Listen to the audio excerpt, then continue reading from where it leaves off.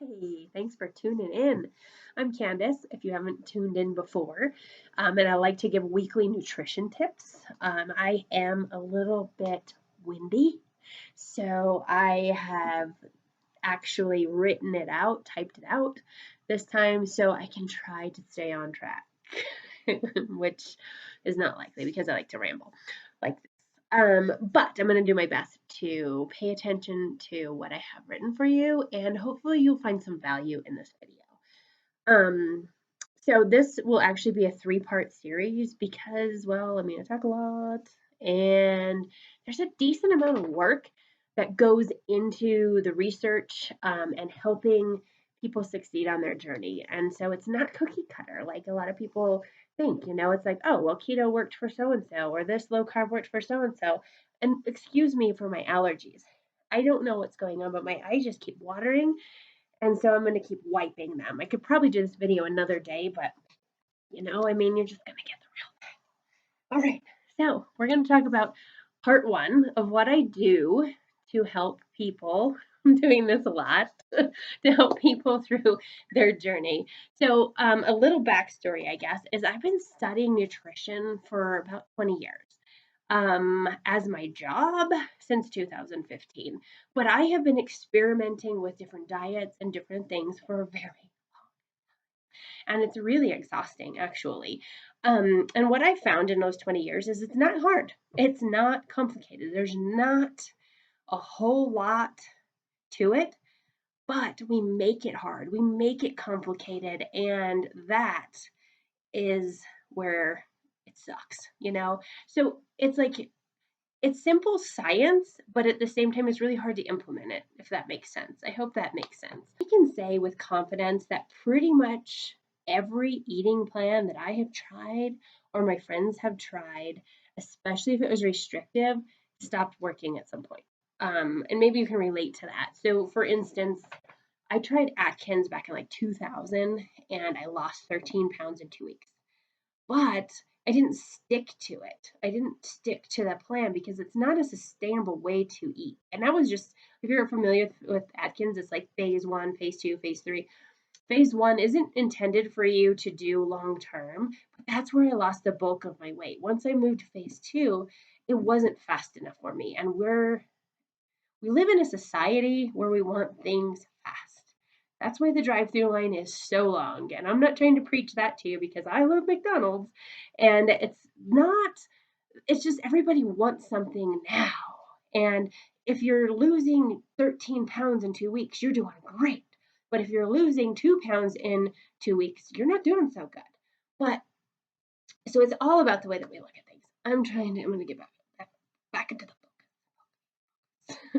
So what I'm trying to say is that when I tried Atkins again, I didn't lose 13 pounds. I lost more like 5. So it was just depressing. So I didn't stick to the diet because I couldn't lose the 13 pounds. And that's the number that was stuck in my head. I was like, yeah, I'm good with that. I'm good with that. And I didn't want to do it again. So I tried a different diet for 20 years. Just about 20 years, I tried a new diet probably every couple of weeks. That's how nuts it got. That's how much experimenting that I did. And so you might not be able to resonate with that, but maybe the whole thing of like life happens. You're like, Monday, I'm starting I'm going to change my diet. I'm going to eat all whole foods and I'm going to do this and I'm going to do this and you're going to do all these things, right? But life throws us curveballs. And what's the first thing to go when we get a curveball thrown at us? Anything complicated. And following a diet is one of those things. My dog likes to bark at people that walk by. So just so you know, you might hear that. So it's easy, almost too easy to just get lost, for that to just go on the back burner, not going to deal with it. I'll deal with it at another time, right? You might have heard this from me or someone else, maybe a trainer or another coach or just whatever, but they say just eat whole foods. Only eat foods that grandma would recognize. Eat more fat and protein and fewer carbs. If it doesn't run, fly, swim, or isn't a green vegetable, don't eat it. It's maddening, right? It sounds simple, but it isn't simple. It's not simple because we're human, and most of us just cannot seem to follow that kind of a program. When we do, we end up questioning our decision. We say things like, should I just quit now? Why do I suck at this? Will nutrition always come with frustration and failure? I mean, seriously, you know what I'm saying, right? Drop yours in the comments. What do you say to yourself when you're in the midst of it and it's just so hard? My goal is to help you get beyond the whole fad diet crap. It drives me nuts because I spent so many years spinning my wheels, trying this and trying that. Say you started Diet X and it was working, but then all of a sudden it just stopped. And immediately you think, I need a complete overhaul. I have to cut out sugar and dairy and carbs and saturated fat. Plus, I have to eat more protein, more healthy fats, and more vegetables. I have to start drinking lots of water too and exercise. Maybe I'll join a 6 a.m. boot camp. Yeah, right? I mean, does that sound familiar? Sure does to me. This is what I call mission impossible. Impossible. Mission impossible. Well intended, I know. And I've been there, but this rarely addresses what's keeping you from eating well in the first place. Totally understandable. They're not broken. It's just we're human. This is where our brains go. This is what we do. This is what we think. This is how we do things. But we need to figure out what's keeping you from eating well. So I'm curious, but drop this in the comments. What's keeping you from eating well? Tell me. Tell me. I want to know. Okay, so most times I see people who feel bad physically. They come to me, they're clients, they don't have a whole lot of energy. They might have a hormone imbalance. Their stress might be high. They might not sleep well. It's all very common. I mean, how many people do you know that don't suffer from at least one of these? One, at least one. And the reason you might have one or more of these is because of a nutrient deficiency. That's what I'm trying to say. So you're not getting a right amount of nutrients in the right amounts to feel amazing. Pretty simple, right? Here goes the dog. Ready? Here we go. I'm not gonna even talk right now. I'm just gonna take a drink of my drink, and we'll see what happens. Well, she might just growl the whole time.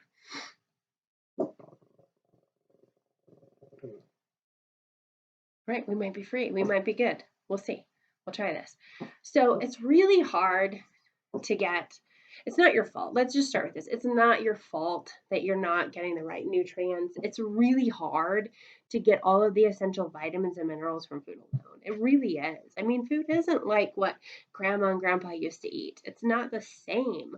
If you want more on this, let's say you're like me and you're a nutrition geek and you want to geek out on it, and you're really excited about that, let me know because I have access to numerous studies that you can look at and see what I'm talking about in a scientific form, because all the things that I'm telling you are scientific based. It's not just my theory. It's not just something I made up, or it's not something I read somewhere and I'm like, oh, I'm going to take that and run with it.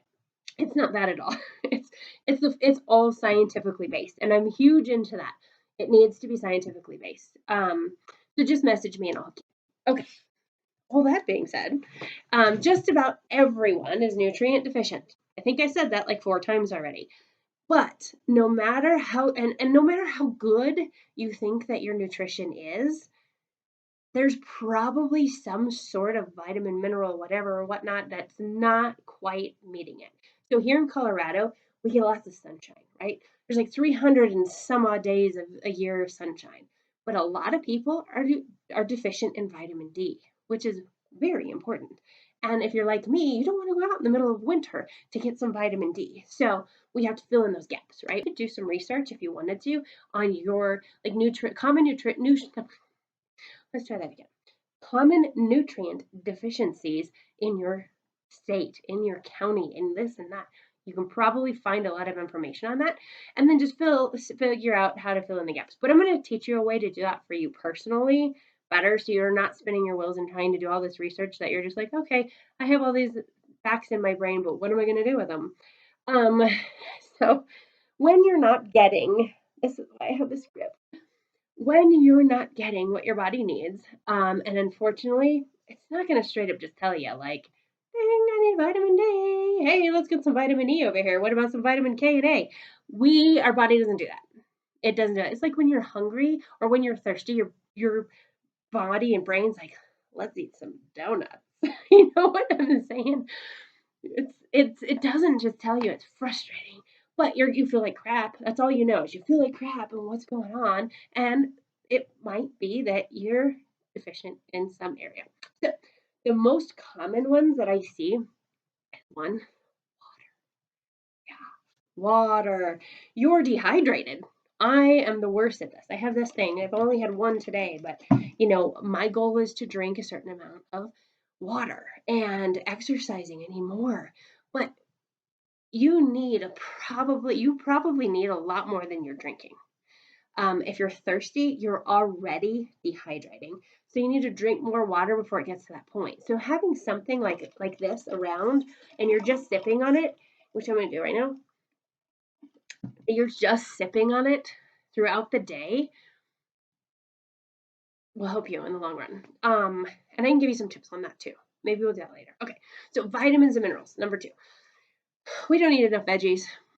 I hear things like, well, I don't like to eat them because they go bad so fast. And some people just don't like them as much as they like the taste of donuts. They're bitter, and they're not convenient. So I hear a lot of those different things, but you don't have to grab a bell pepper and eat it like an apple to get your nutrients. There are so many other ways to get your nutrients and fill in those gaps so you feel amazing. Be surprised of this. Protein is often one of the nutrient deficiencies that I see. Even in a society where it's cool to be low carb, and most people just aren't getting it. They're not getting enough protein. They're on a low carb diet, but yet their protein levels are low. Wait a minute. Are you really on a low carb diet, or is it just something you say, I only eat low carb, while you munch down on a donut? I see that a lot, and there's nothing wrong with that. But you're not on a low carb diet, and we shouldn't say we're on a low carb diet because most of the time we need more protein. Oh, soapbox. All right, fat. Yep, I said it. We need some fat in our diets. Funny thing is that 95% of the population is deficient in fat. We're still living in the 90s where fat wasn't cool. Essential fatty acids are cool. They're very important. So we need to work on that. And we move on. Then I have it. But how do we fix it, right? You got all this detail, but how do we fix this? How do we fill in the nutrient deficiencies that we have? And she's going to do it again. Maybe. We'll see. We'll see if we can get through this. The first thing that I would do as your coach is have you make an appointment with a dietitian to do a diet analysis. That would be a great thing to do. Or I can have you record what you're eating in my Fitness Pal, and we can look at what's going on there. It takes a little bit longer, but it's all research. It's all about experimenting. And the more you experiment, the more research you do, the more successful you'll be at the end. So I also do a quick survey with you to find out what you're eating, how you're eating and different things like that. And that really tells me a lot. I can pretty much guess what's going on in about 6 questions. I'm pretty good. No, it's all my training. It's the training. It's not even, it's just stuff that I've learned from all of those classes and stuff like that. It's stuff that I've learned along the way. So I can pretty much tell you, okay, hey, well, I know where to start. And then we start there and then we move forward. Okay. I guarantee that as you get these nutrients that you're missing, you're going to feel a ton better. Your energy levels will go up almost immediately. You're going to feel more motivated. You know that word, motivated. We've talked about that before, right? But the reason you're going to feel more motivated is because you have more energy. The reason you don't feel motivated is because you don't have the energy to feel motivated, right? So it's pretty much inevitable that you're going to lose fat, you're going to gain lean muscle. I know I'm your best friend, right? Right? I know. That's exactly what you hear. I want to lose fat. I don't care about gaining muscle. I just want to lose fat. Well, you're going to gain some muscle because you need muscle to help support your bones as you get older. There's more about that later. Don't even get me started on your workouts.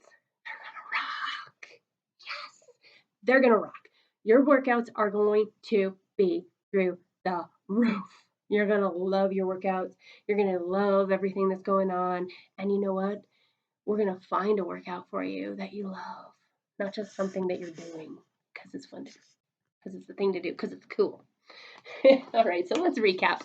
Let's recap because I probably went forever. I haven't even checked the time. But to recap a little, if you want to change your life, start by one, drinking more water. I know I'm not your friend anymore, right? Add some things to your water. I've got Mio in here. Is it the chemical shitstorm? Absolutely. But it helps me get my water in. If you drink the energy one, you might have to drink a little bit more water because I believe the energy one has a little bit of caffeine in there. Don't quote me on that. I will do research on it. Just saying, I believe that is like a, kind of dehydrates you a little bit. So you want to look at that. So anyway, just a little bit goes a long way. There are a lot of other things you can add. You can add fresh fruit to your water, cucumbers, mint, those kind of things. Like fresh mint is really good in water. Just get water in your body. I'm happy around 70 ounces, but it's not the same for everyone. And it's not cookie cutter either. So a lot of people's like, well, cut your weight in half and drink half your body weight in ounces. Well, there's a lot of other things that go into that. So some people are happy with 100 ounces.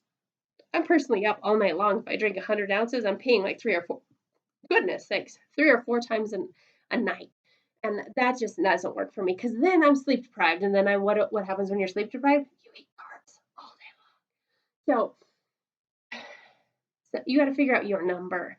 But I'd say that most grown adults need at least 70 ounces. Just my thought. Number 2, add a multivitamin, a good quality one. Now, I'm not just saying let's just go over to the store and grab whatever multivitamin. You can, sure, go ahead. You can do that if you want to. I'm going to tell you how you can tell if it's an actually good quality vitamin. I drink shake. It's loaded with everything that I need. It's mainly because I don't like pills. They taste nasty. They get stuck in my throat. My cousin had something where it got stuck in her throat, ate a hole in her esophagus. Don't want to mess with that. Not in a million years. They suck, and I'd rather drink something that tastes like a Wendy's Frosty. So the best way, let me tell you, the best way for you to check the theory of whether your multivitamin is a good one or not is to tune into your body. Are you feeling any different? Do you have more energy? If the answer is no, then it's probably crap and you need a new one. So, and this can be costly, trying this and that and different ones and stuff like that. So if you want some suggestions, shoot me a message and I can send you over a few to try and see. But another thing too, another tip I want to tell you, that wasn't in here, but it's important. Third-party testing. You want to make sure it's third-party testing and not just say that it's third-party testing. Check out the third party that's testing it too. What are they saying about it? Are they confirming that is actually what's in there is in there? Or, just do a little research. Just a little bit. But again, if you don't want to do all the research, shoot me a message. I got you. All right. Get number 3. Get the right amount of protein for your body. Again, that's individual, and I'd be happy to help you figure out that. So you just need to shoot me a message, and we can put that together, and I can let you know how much protein you should start with. Let's just put that out there, where you should start. But then you have to tune in. You always need to be checking in with your body. Am I feeling better? Do I have more energy? Those are the 2 main questions. Do I feel better? Do I have more energy? If the answer is no, we need to adjust. If the answer is yes, you're good. Okay. 4, the last one. Are fat? Yes. Now I know that's a tough one.